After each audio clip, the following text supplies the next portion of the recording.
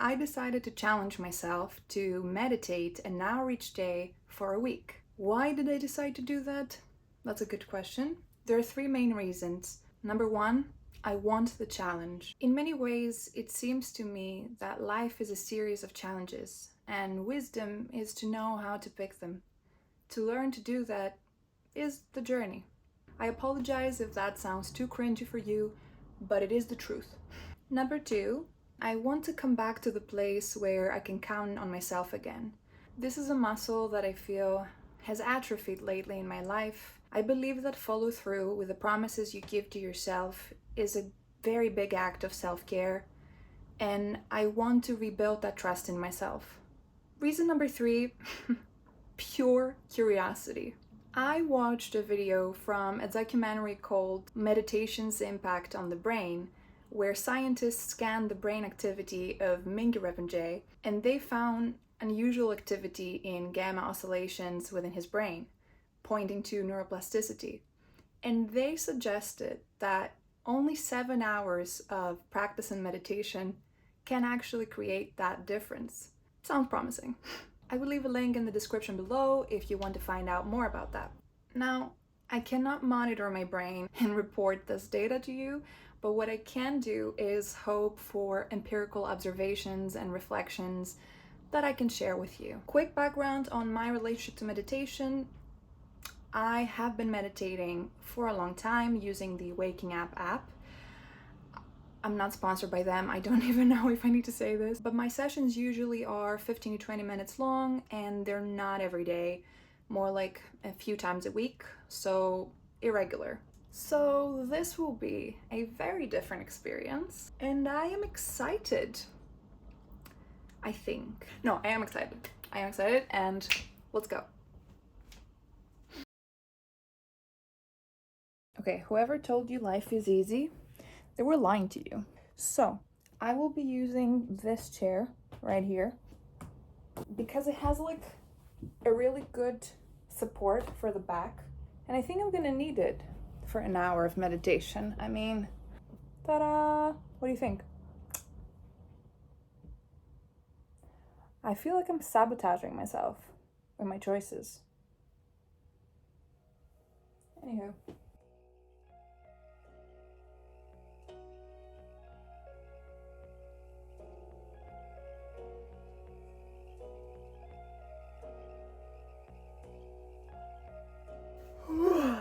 Just finished the first session. I am incredibly sleepy right now. I felt all types of sensations during. I got really thirsty. I needed to use the bathroom. My back was hurting. And I gave myself a little bit of room with adjusting physically. I noticed a direct relationship between physical comfort and getting lost in thought. Like the moments where I got a little bit more comfortable were the moments that my mind was going. This is partly why when we watch something we want to be comfortable, because we want to be available for the escapism of the moment. It felt really, really long, but I also don't mind that it felt like an eternity. If being aware for every second of an hour feels like a long time, then this gives you a clear realization of how much time an hour actually is. I'm really happy that I did this. I'm actually looking forward to tomorrow. I want to see what happens. Today was tough. There were a lot of negative emotions. Even with shorter meditations, I have grown to be very good at recognizing when I'm lost in thought and coming back to the present moment. Today, there was an emotional layer that I recognized. It was this feeling of beating myself up in that transition between, the recognition and coming back into awareness. And it was brief and almost unconscious, so hard to notice. But yeah, so I spent a big portion of the session in this, battle of trying to not identify with that part and simply observe it. So basically, to not judge myself harshly. Crazy.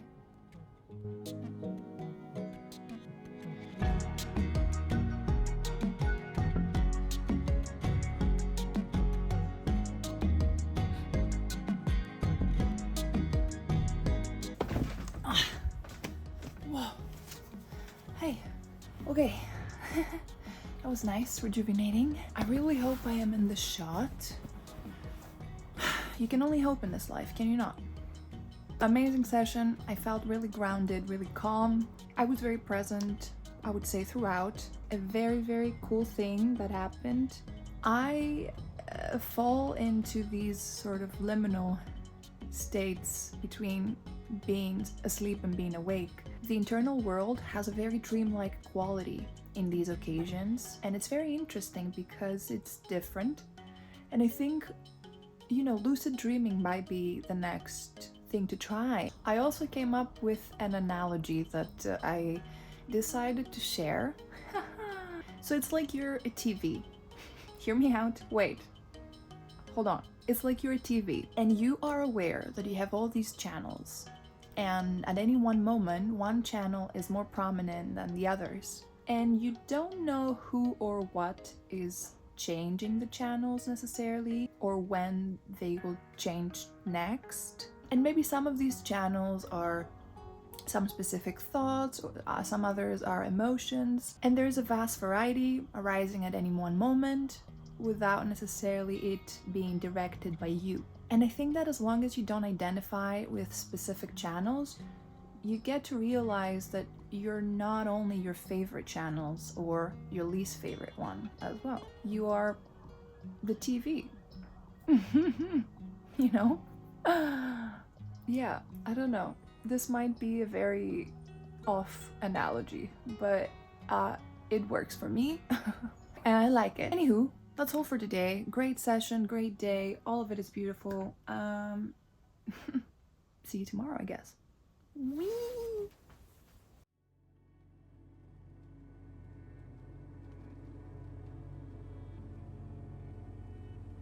There's this mindset that I have a lot of the time where if I'm not in the right mood or the right state, if I cannot show up for things in my life in the best way possible, then I avoid doing them whatsoever. But this can lead to an all or nothing approach that doesn't leave me with much option, generally speaking. And it has, this quality of perfectionism too. So something that I want to work on more is to be accepting of my state. I want to be showing up in life with what I carry each moment, because I cannot be in the perfect state for everything that I want to do or needs to be done at every moment. Because I think that this perfectionism essentially has control in it, and I want to let go of that. Control of something that is questionably under my control.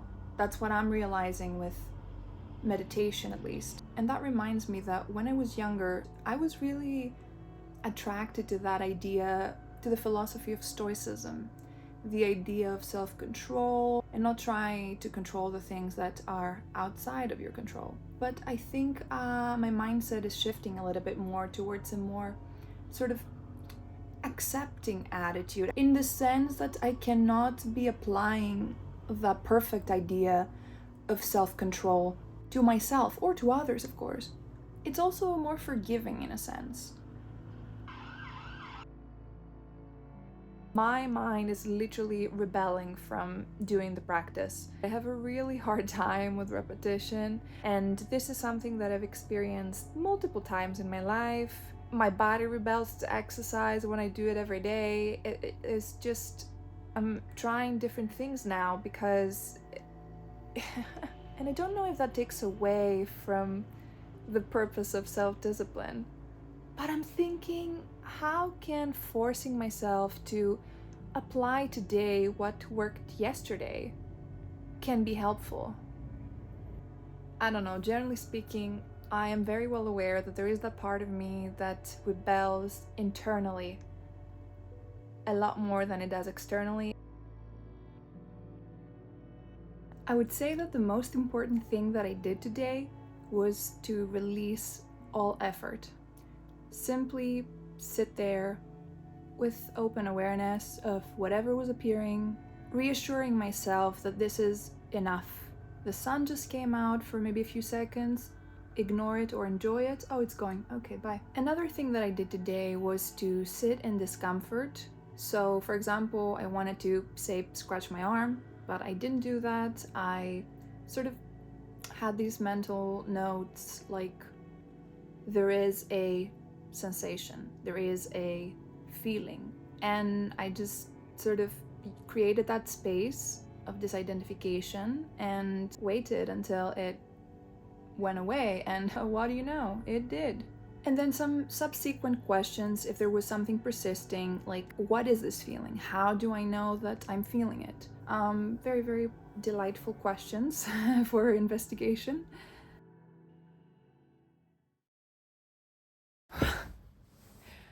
Okay guys, this is the last day. Let's do it. We did it, guys! Week is over, challenge is over, life goes on. I don't know if you guys expected some sort of linear progression, but the only element I found that worked this way was that the hourly meditations became easy around day 3, and that never went back. From that point on, they all felt pretty natural to do. The thought of sitting down to meditate for an hour does not feel intimidating anymore, like it did before. So if this is something that hinders you from trying meditation, maybe give it a shot, because I thought it was going to be the hardest thing in the process, and it turned out to be the least of my problems. And on top of that, as with all practices that have to do with the self, there's no absolute repetition. Forget absolute repetition. Absolute repetition exists in technology, engineering, stuff like that. Human and absolute repetition just don't, they don't go together. They just don't. Okay, accept that. Because there is constant change, impermanence. And that is actually the biggest lesson I got from this experience. Any idea that is based on a foundation of permanence, it's pretty much a mental construction that doesn't correspond to the reality of human nature, let's just say. There were moments that I felt very confident about the practice, very relaxed, very aware, very present, insightful moments, in sync, and there were also the moments where I felt like I have no idea what I'm doing here. The things that I did yesterday don't work right now. This whole thing feels repetitive. I am bored. I am anxious. I'm jittery. Oh, and dealing with difficult emotions. A nightmare, pretty much. But I've come to the conclusion that to have the expectation that the experience of meditation will be the same day in and day out is a trap. And that goes for pretty much anything else. Therefore, I think that you can and should be creative with your practice, change things up, try new things, don't resist what is going on in the moment, roll with it, do whatever you need to do, basically, to stay with your awareness. I mean, that is the purpose of the practice, if any, is for you to be aware. And of course, this goes beyond the hour that you sit down to meditate. The whole sort of idea is to extend the same awareness throughout your days until the end of time. So my hope is that none of this hinders you to sit down and meditate and enjoy all the amazing benefits of meditation. All growth, any road to happiness begins with awareness and ends with awareness too. And truly, I had an amazing time doing this video, and I hope that there's something in here for you, and maybe it even inspired you to try meditation. Maybe. I'm not saying it did. I'm saying maybe, potentially. There's a possibility. I definitely feel very happy with the results. I do feel that I hit my goals. I do feel that I can count on myself more. I did complete the challenge. I did it even on the days that it felt really, really difficult to do. Did gamma waves power up? I don't think they did. I don't believe they did. Maybe they did, and I don't know it. How would you know? I don't know. I don't know it. Do you? Do you know if they did? Do you see a difference? I feel like there is a difference. Do you think there's a difference? This is the only thing that we can work with right now. Our opinions. How I will be continuing is that I will actually continue doing the hourly meditations because it just feels like I am at the start of something and I can see the benefits, sort of. Well, not the exact benefits, but I can see that there's no way that it will not benefit me, basically. And the quality of that benefit, life-changing, yes. I said it, I'm not taking it back. So if you made it all the way here, I truly want to thank you from my heart for witnessing my reflections, my flaws, my pride and prejudice, my sense and my sensibility. You can show me if you like the video by hitting the like button. And if you have anybody who you believe can benefit from this and start meditating, share this with them.